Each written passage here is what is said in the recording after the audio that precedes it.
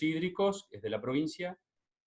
Pasé también por Secretaría de Obras y Servicios de la capital, de Santa Rosa. En esa Secretaría de Obras y Servicios yo tenía la prestación del servicio, la presta el municipio. Entiéndase lo que es agua, el sistema de agua y de cloaca de la capital. Después fui secretario de Recursos Hídricos de la provincia de La Pampa, y en eso es todo el agua en estado natural, es lo que tenía a mi cargo. Y los conflictos que tiene la provincia de La Pampa, los conflictos interjurisdiccionales o interprovinciales. Siempre usamos la palabra interjurisdiccionales porque no nos olvidemos que tenemos, por ejemplo, Capital Federal, que no sería una provincia. Y después, ya el último, a partir de principio de año, me estoy desempeñando como presidente de COIRCO. COIRCO es un organismo de Cuenca, que ahora le voy a contar, en el cual yo lo presido, sería subsecretario de Nación, o sea, soy el representante del gobierno nacional dentro de este organismo de Cuenca. Y en lo que hace a la problemática del agua, la parte que les puedo hablar es mucho de la provincia de La Pampa, pero también haciendo hincapié en los conflictos interprovinciales, como decíamos, que hoy existen en el centro del país. Respecto a esos conflictos interprovinciales, nuestra provincia, en la cual ocupo, tiene relación con 4 ríos. Uno es el Atuel, que se comparte con la provincia de Mendoza, en el cual el conflicto es justamente que es un río que está cortado y no posee agua dentro del territorio pampeano.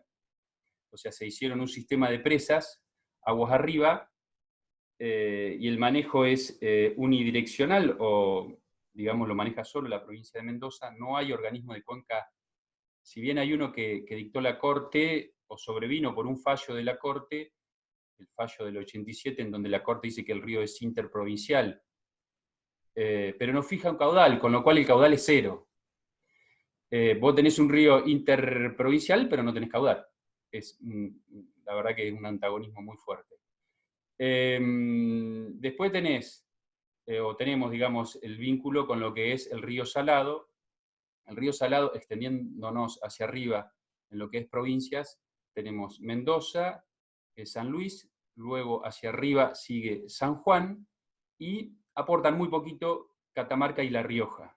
Hacia abajo, todo ese sistema confluye, entra a la provincia de La Pampa como sistema salado, o río Salado, se junta con el río Atuel, cambia de nombre dentro de nuestra provincia, Chadilebú, Curacó, y debería descargar, que hoy no descarga, al Colorado.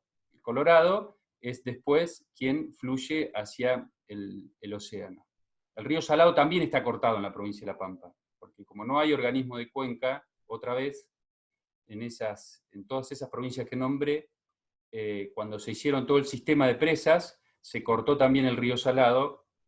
Los brazos más importantes podemos nombrar el río Diamante, el Tunuyán, el Mendoza. Esos 3 se cortaron en Mendoza cuando se hicieron las presas.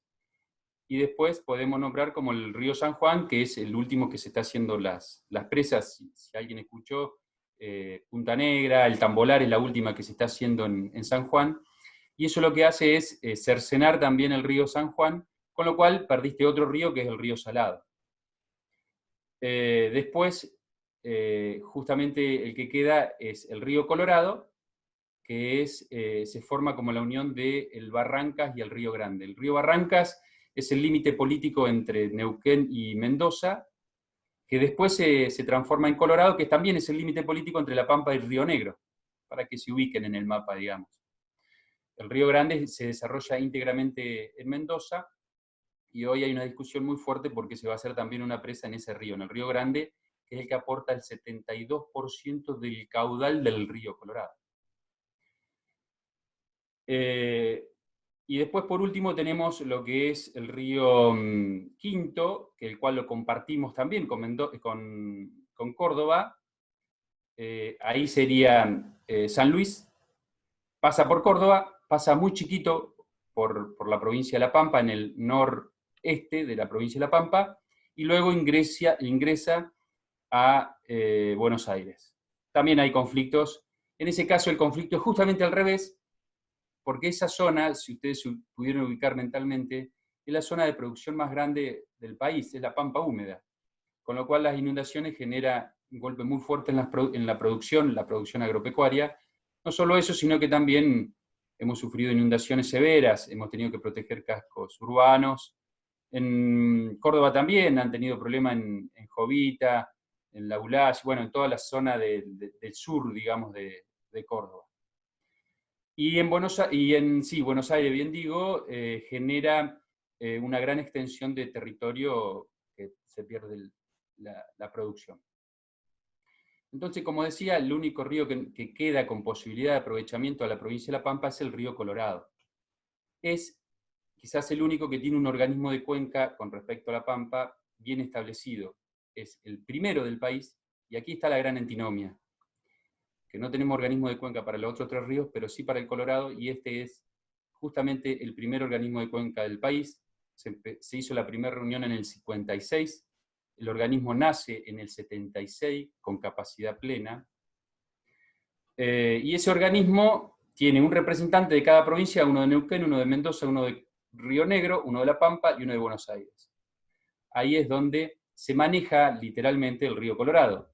Hay una presa que se llama Casa de Piedra, que está en el límite entre La Pampa y Río Negro, y los que manejan esa presa son las 5 provincias. Eso es un organismo de cuenca en estado pleno, le digo yo, porque hay diferentes organismos de cuenca en el país, pero ninguno tiene la solidez o hay diferentes niveles de solidez del organismo. Que justamente yo en este caso sería el representante de Nación y el que lo preside, tiene un nivel de organización bastante avanzado para lo que es nuestro país. Fíjense en que en nuestro país, de los 105 organismos de cuenca que debería haber, solo hay bien establecidos 6. Es más, el conflicto que se sucedió en el Riachuelo, no hace mucho, en el 96, la Corte Suprema de Justicia manda formar un organismo de cuenca para el manejo y descontaminación del Riachuelo. Ese organismo lo forma Capital Federal, Buenos Aires y Nación.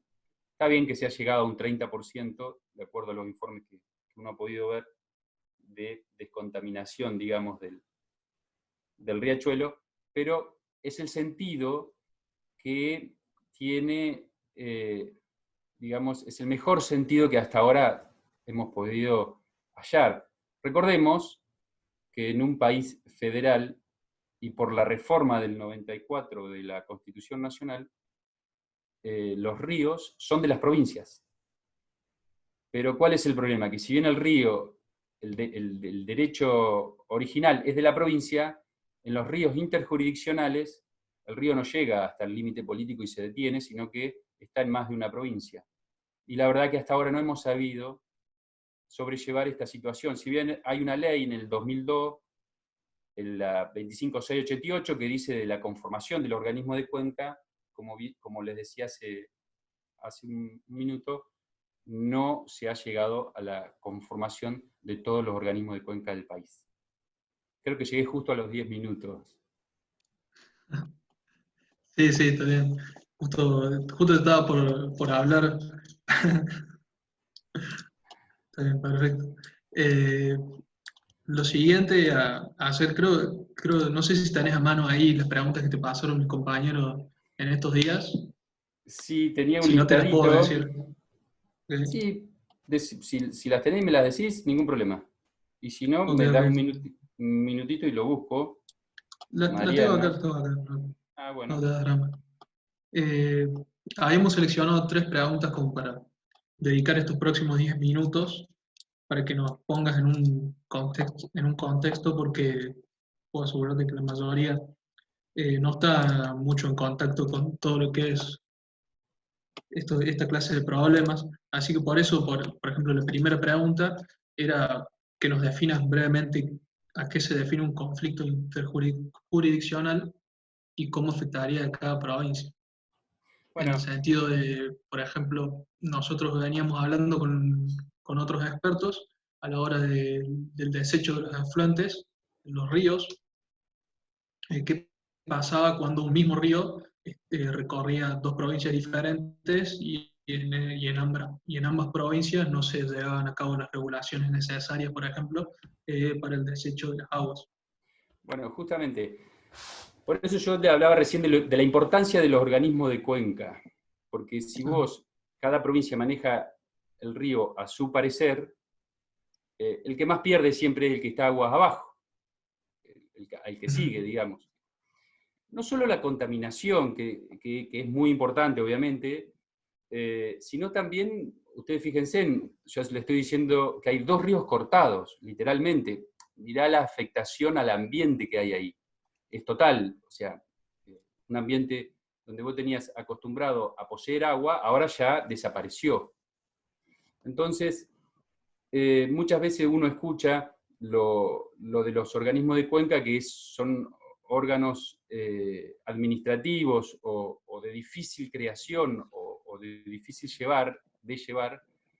Es la única manera de solución que existe, no solo en Argentina, es una receta en el mundo. O sea, por ejemplo, en Europa los organismos de cuenca son entre países y así han logrado ponerse de acuerdo en el manejo de ríos importantísimos. Aquí no deberíamos por ahí ir en otro camino que no es en la receta que ya sabemos y que por cierto nos ha funcionado, porque como bien digo, a lo de COIRCO, que es el organismo del Colorado, ha sabido hacer poner de acuerdo a las 5 provincias. Con lo cual, evidentemente, tenemos la receta, bueno, hay que aplicarla. Claro, perfecto. Puede ser que, no sé si Manu vos podés confirmar esto, que queden menos de 10 minutos de reunión, ¿puede ser? ¿O me está apareciendo a mí solamente? Sí, sí, sí, aparecen ahí 10 minutos de Ok. reunión. Sí, pues me llamó la atención porque vamos 16 recién. Bueno, si se llega a cortar esto, volvemos a ingresar al mismo link para poder terminar No hay problema. donde sea que nos quedemos. No hay problema. Otra de las preguntas que habían presentado uno de nuestros compañeros al hablar sobre qué podíamos llegar a preguntarte era sobre la situación de la represa Portezuelo. Si nos podías contar lo que vos sabés o si estás informado sobre el tema. Sí, Portezuelo del Viento es una presa que se va a hacer en uno de los afluentes del Colorado, el más importante, decíamos, es el 72% en caudal del Colorado. El Colorado en su momento tenía un módulo de 147 metros cúbicos por segundo. Hoy, la verdad que no pasa de los 90, con lo cual la variación de caudal ha sido contundente. Esta variación hoy no se sabe a ciencia cierta si es un ciclo o es un problema de cambio climático. No lo dije, pero este río se forma con el deshielo, digamos. Entonces vos tenés el mayor afluente del río en verano, que es cuando se descongela la nieve. Viene de alta montaña. Entonces, la idea de Mendoza, que está dentro del programa acordado allá por el 76, se acordó una serie de obras, dentro de esas obras está esta presa Portezuelo del Viento. La discusión fuerte con respecto a la presa es quién maneja la presa, y si realmente hay caudal para hacer la presa. Si es que estamos en un ciclo de sequía y vamos a tener una presa que no la vamos a poder usar, eso es una cuestión, porque no se ha hecho todavía un análisis a fondo de esa cuestión. Y después, ¿quién maneja la presa? Bueno, si tenemos una presa como Casa de Piedra en la cuenca y la maneja las 5 provincias, digamos que se cae por su propio peso la deducción que la presa la debería manejar también el organismo de cuenca, que es donde están las 5 provincias más nación. Esta discusión ha sido muy fuerte porque se ha cambiado, las presas se manejan con normas de llenado, que es para llenar la presa, y normas de manejo. Se ha cambiado el sentido de las normas de manejo, y no es como Casa de Piedra, que es la autoridad de aplicación es COIRCO, aquí la autoridad de fiscalización es COIRCO, y todos sabemos que fiscalizar va muy por atrás del movimiento del manejo de la presa. Y es más, la fiscalización también es respecto, o se fiscaliza y se informa a la propia provincia de Mendoza. Con lo cual, hay ahí digamos, una cuestión que todavía no está saldada. Esa es la discusión más contundente, digamos, que puede tener Portezuelo del Viento con respecto a los que están aguas abajo. Claro, perfecto. Bueno, como te mostré al principio, mis compañeros están escribiendo en la plataforma Miro las preguntas que le van surgiendo. Una de las que veo que está acá habla sobre si a Santa Rosa lleva un gran caudal del río Colorado. Si pregunta el compañero si no puede repercutir esto en un balance de masa de agua que aumente la posibilidad de las inundaciones. No sé si se entendió. Sí, clarifiquémoslo un poquito con los números, si te parece. En este momento, el caudal que se trae desde el acueducto del río Colorado es un acueducto que recorre casi 400 kilómetros para extraer agua del Colorado a Santa Rosa. Esta inyección de agua es el 40% del agua que toman los santarroseños, el 60%, perdón. El otro 40% se toma por unas perforaciones que hay en la Ruta 5, que es yendo para Buenos Aires.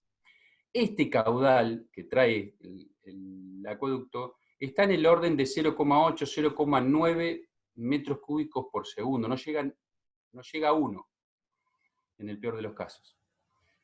Entonces, ¿qué sucede? Eso genera, en sí el río Colorado no le afecta, porque si hablábamos de 147, que el módulo bajó, estamos en el orden de 90, sacarle 1 no es una afectación que pudiera tener el recurso. De lo que sí sucede es que vos estás importando agua. ¿Qué quiero decir? Que estás trayendo agua de otra cuenca a la cuenca en donde está Santa Rosa. Entonces, yo no sé si hay civiles presentes, pero a los civiles nos gusta mucho la obra. Esta obra, obviamente, a nosotros nos parece, wow, una gran obra. Pero bueno, vos también tenés que analizar que estás inyectando mucha agua a la cuenca. ¿Cómo solucionás eso? Hoy no está del todo solucionado la cuestión. ¿Por qué? Porque vos tenés una serie de pérdidas, porque vos tenés ingreso a la napa está subiendo, todo el agua que se trae va a una laguna de aquí, la laguna también se ve afectada por esta cantidad de agua, con lo cual el sistema todavía no tiene un equilibrio estable o continuo en el tiempo. Pero yo soy un defensor en esto de que vos tenés que tener la obra, porque la gente no puede no tener agua potable. Esta cuestión es así. Obviamente uno diría, bueno, pudiera haber otras soluciones. Sí pudiera haber. Se presentó, en este caso de autoría, se presentó un proyecto en donde vos hacías una combinación de utilizar agua de perforación, hacer una perforación y utilizar una parte del agua, por lo menos en edificio en altura, en pH, el 70% pues, no hace falta que sea agua potabilizada, sí el 30%, el otro 30% restante, que es de consumo humano. Ese 70% pudiéramos usar agua de la napa freática, que hoy la tenemos realmente muy elevada. Con lo cual, la combinación de esas dos cosas, ustedes fíjense que haría que no importáramos tanta agua al sistema.